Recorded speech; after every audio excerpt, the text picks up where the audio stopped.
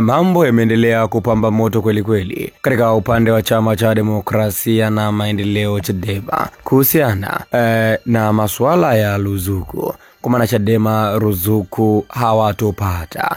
Taarifa imetoka. Taarifa imetolewa Mei 27 mwaka 2025 na ofisi ya msajili wa vyama vya siasa.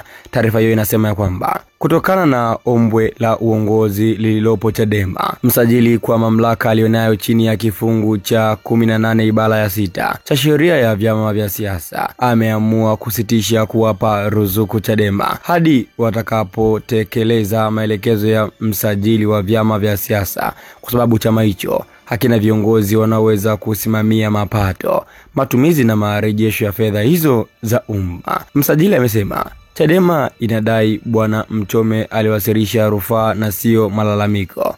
Baada ya kuchambua barua zao na maelezo ya Chadema, msajili wa vyama vya siasa aliridhishwa kuwa alichowasilisha Bwana Mchome ni malalamiko na sio rufaa, hivyo madai hayo hayana mantiki.